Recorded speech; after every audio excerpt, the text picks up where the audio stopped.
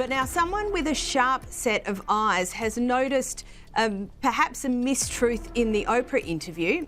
Here it is. She has a blanket that sits across her knees for warmth, and it was chilly. And she was like, Meghan, come on, and put it over my knees as well. I do this for my family. This is not a surprise to anybody. It's really sad that it's got to this point, but I've got to do something for my own mental health, for my wife's, and for Archie's as well, because I could see where... What if I told you the most powerful woman in media now regrets the one interview that shaped her entire legacy? Picture this. Oprah Winfrey, the queen of high-stakes sit-downs, the woman famous for reading people like a headline, quietly admitting she made the biggest mistake of her career. And she didn't confess it on stage, not in a glossy interview, not even in a soft social media caption. It came out behind closed doors. One heavy sentence about Meghan Markle, the Duchess of Sussex. I should have never trusted her. That one sentence did not stay private. It moved fast and sparked a full-blown Hollywood storm nobody expected. Now, we're digging into what Oprah has reportedly kept locked down for nearly 3 years and how the aftershock is shaking Meghan's world in a real way. I want him to be a prince or a princess, not knowing what the gender would be, which would be different from protocol, and that he wasn't going to receive security. What? It was really hard. For almost 3 years, Oprah said absolutely nothing about Meghan. No red carpet sound bites, no friendly mentions in interviews, not even casual chatter in those insider circles where big names usually relax. That silence was loud, especially since Oprah welcomed Meghan into her Montecito garden, gave her a massive global stage, and let her speak with no limits. No strict time cuts, no sharp follow-ups, no editorial pressure. Meghan cried, made serious claims, and reframed her experience in front of millions watching worldwide. And Oprah let it flow. At the time, it was called historic, a culture-shifting moment, a landmark interview that changed the conversation. But behind the calm tone and polished setting, tension was already building and some insiders picked up on it fast. Even then, quiet whispers started saying Oprah felt parts of the story did not fully connect. Something did not sit right. And now, with new revelations surfacing, the reason she reportedly stepped back is clearer. Those early cracks, they did not disappear. They widened. Producers tied to that now infamous special say Oprah's doubts kicked in almost as soon as filming ended. That's potentially not how it played out. It sort of changes how we view their relationship at that time, which is important. She had invited Meghan and Prince Harry to share their truth, but what allegedly happened off-camera caught her off guard. A former Harpo assistant later claimed Oprah told close insiders just days after the broadcast aired, "This wasn't journalism. This was PR. I handed them the MIC and they ran with it." Then the scrutiny ramped up. Fact-checkers flagged inconsistencies. Palace aides quietly released documents that added context and raised new questions. Public opinion swung back and forth. But Oprah, she stayed silent. And that silence was not accidental. It was strategic. She does not publicly regret big moments without a serious reason. And insiders say that reason started forming the second the camera shut off. You might think this is where it wraps up. A bold interview, a lesson learned, and everyone moves on. Not even close. Because what allegedly unfolded behind the scenes did not just challenge Oprah professionally, it hit her personally. And what she is said to have discovered could completely reshape how that entire interview is viewed today. What most viewers missed that night was the subtle shift in Oprah Winfrey's behavior. The tiny pauses, the slight hesitations during certain answers, the way she let silence hang just a little longer than usual. Insiders now claim those were not moments of respect. They were flashes of doubt happening in real time. And it all circles back to one scene that looked harmless to millions watching at home. The chickens. Meghan Markle standing by that rustic coop, simple wire fence, and the sign reading Archie's Chickens. Reportedly painted only days before filming. On screen, it looked sweet and down to earth.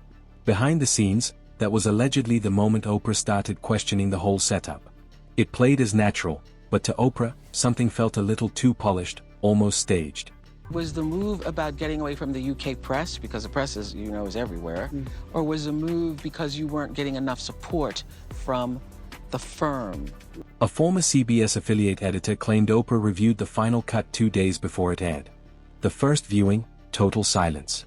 The second time, concern reportedly crept in, and she quietly told a producer, "This won't age well." Here's the twist. It was not the royal tension or headline-making claims that bothered her most. It was that chicken coop scene. Oprah understood exactly what the image was selling: warmth, simplicity, relatability. But when she allegedly learned the setup had been refreshed just a week earlier, fence touched up, coop repainted, it no longer felt organic. It felt planned. They don't want transparency. They want control, she reportedly confided. That realization marked the first real crack in her confidence. But that was only the beginning. What happened after filming Wrapped reportedly shook her even more. According to a senior Harpo assistant, as cameras powered down and crew members packed up, Meghan privately approached a staff member, not with gratitude, but with a request that caught attention fast. "Just make sure I get a look at the final edit. Oprah will understand."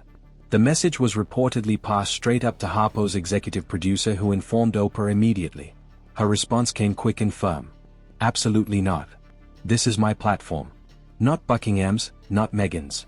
No guest, not presidents, not global icons had ever asked for editorial control." But it did not end there. Later that night, an intermediary allegedly followed up requesting that the final framing align with her truth. And that phrase, her truth, reportedly struck a nerve deeper than any outside criticism ever could. She told a story later in her Oprah Winfrey interview in 2021 where she talked about the moment that the Queen was more like a grandma to her because she saw that Meghan may have been cold and put a blanket over her legs as well. And it was it's a small detail and it's a smallish story, but it had significance because it showed the relationship that Meghan had with the Queen. It gave some insight into that. For decades, Oprah Winfrey built her name on authenticity, real conversations, interviews that cut straight through polished PR spin. And now, from her point of view, this once-in-a-lifetime special was allegedly being handled like a controlled media rollout, something shaped, timed, and managed. Insiders say that is when her trust in Meghan Markle started slipping fast, and she quietly began creating distance. Then, another moment landed, and this one came from someone Oprah trusts deeply. Just days after the broadcast, while social media was on fire, Oprah got a text from her close friend, Gayle King. The first message read, "You weren't the only one. She worked. Just wait." At first, Oprah assumed Gayle meant network executives or producers. But then another message clarified it. Meghan had pitched Gayle almost the exact same idea, nearly word for word. A documentary-style 3-part redemption arc following her life through motherhood, philanthropy, and post-royal reinvention. Here's what reportedly hurt the most. Insiders claimed Meghan had presented that concept to Oprah first. The overlap caught her off guard. "I thought I was helping her tell her story," she allegedly told close friends. But she was helping herself build a brand. From that point, the regret turned personal. This was no longer just a risky interview. It felt to her like being strategically used. And it did not stop there. The next revelation reportedly hit even harder. Not from headlines, but from inside Meghan's own circle. An unnamed stylist who assisted during the final wardrobe fitting for the interview later shared quiet details with Vanity Fair. No public fame chase, no media tour, no spotlight, just behind-the-scenes insight. According to that stylist, Meghan appeared warm and polished while cameras were rolling. But once filming Wrapped and the crew stepped away, her tone allegedly shifted. The stylist claimed Meghan discussed the interview in calculated terms. Really ashamed to say it at the time, and ashamed to have to admit it to Harry especially, because I know how much loss he's suffered. But I knew that if I didn't say it, that I would do it, and I just didn't want to be alive anymore. Oprah gives credibility. "I give the story. That's the trade." And then came the line that reportedly unsettled Oprah the most. The stylist alleged Meghan joked about how simple it was to guide the emotional tone during filming. "All I had to do was pause and look sad. Oprah would fill the silence." For Oprah Winfrey, a woman whose entire legacy is built on creating safe spaces for honesty and real emotion. That revelation reportedly cut deeper than any headline ever could. But it did not stop there, because someone close to Prince Harry had allegedly tried to warn her before the cameras even turned on. About 3 weeks before filming, Oprah reportedly received a private message, not from tabloids, not from palace staff, but from a longtime friend inside Harry's inner circle, someone known for staying far away from drama. The message was short, respectful, but direct. "Please tread carefully. Meghan's truth is not the truth. You deserve to know that before you film." At the time, Oprah brushed it aside. She had done her homework, reviewed background details, and she was not about to cancel what would become one of the most talked about interviews of the decade over one vague warning. But after the stylist's claims, and after those messages from Gayle King, Oprah reportedly admitted something privately to her team. "I should have asked more questions. I didn't want to take down, but that's exactly what I enabled." That realization reportedly shifted everything. What started as professional regret turned into something heavier, real disappointment. She began to see that trust may have clouded her instinct, and then the situation escalated again. While Oprah was still processing it all, one final update allegedly sealed her decision to step back completely. After the interview aired, Meghan's team was reportedly exploring a second major tell-all, another platform, another round of revelations, another spotlight moment.